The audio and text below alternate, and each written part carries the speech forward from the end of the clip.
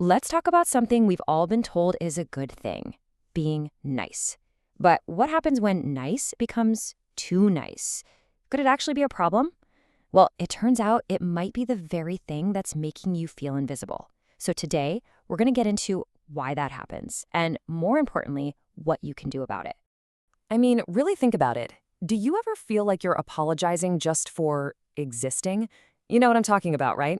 That reflexive, oh, sorry, when you're just trying to squeeze past someone in a hallway, or even when you're asking a perfectly normal question. It's this strange little feeling, like your presence is an inconvenience. If any of that sounds familiar, you're definitely in the right place. So let's go ahead and give this feeling a name. I want you to picture something called the pushover box. Now, it's not a real box, of course. It's this metaphorical space we can trap ourselves in, where our own habits start building the walls, making us feel totally and completely invisible. And here is the absolute kicker. Nobody else puts you in this box. We do it to ourselves. It's a state created by our own actions. Without even meaning to, we are literally teaching the people around us how to treat us. And a lot of the time, we're teaching them that we're not a priority, or worse, that we're just an obstacle. Okay, so how on earth does this even happen? How are we building this box around ourselves without realizing it? Well, it really just boils down to two very specific, very common communication habits. Let's call it the sorry sabotage, and we're going to unpack exactly what keeps us stuck inside. And here they are. It's pretty simple, actually. Number one, constant, unnecessary apologizing. And number two, over-explaining our choices as if we need to justify every little thing we do. Now, on the surface, these things seem fine, right? Maybe even polite. But underneath it all, they're sending a completely different message. This is the huge disconnect. What you think you're saying when you apologize all the time is, I'm polite. But what people actually hear is, I am in the way. And when you launch into a 5-minute explanation for a simple decision, you think you're being clear, but the message that really lands is, my time isn't as valuable as yours. You see, it creates this feedback loop. Our habits send out a signal, and people just respond to the signal we're sending. It's like we're handing them an instruction manual for how to see us. And the scary part is, we might be writing a manual that says, hey, it's totally okay to treat me like an inconvenience. All right, enough about the problem. Let's talk about the solution, because it's surprisingly simple.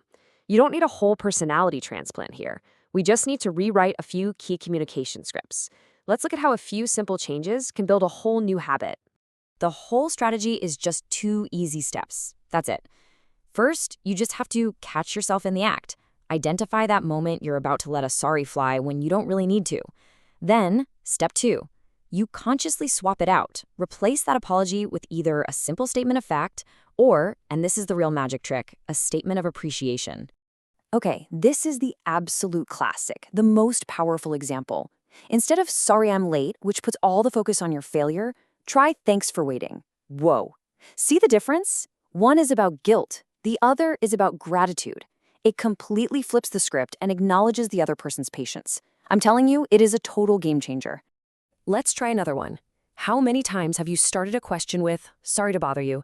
It immediately frames you as a burden. Instead, just ask, is now a good time? It's so much better. It shows you respect their time, but it also respects the fact that you have something valid to ask. You're not a bother. You're a person with a question. So if you remember just one thing, let it be this. The next time you catch yourself about to offer an unnecessary apology, just pause for a second. Ask yourself, can I express appreciation instead? Or could I just state the facts? That simple little switch is how you start to reclaim your space in any conversation. And this all leads to a much bigger idea. Because these small language shifts, they aren't just about sounding more confident. They're about fundamentally changing the entire dynamic, and it all starts from the inside out. Because ultimately, the respect you get from others is just a mirror reflecting the respect you show yourself. The moment you stop apologizing for your own existence and you start valuing your own time and your own words, other people just naturally follow your lead. It all begins with you. So I'll leave you with this question to think about. What is one small, specific situation today where you can make that swap? Maybe it's replacing a sorry for the delay with a thank you for your patience. That one tiny change might just be your first step out of the box and into being truly seen.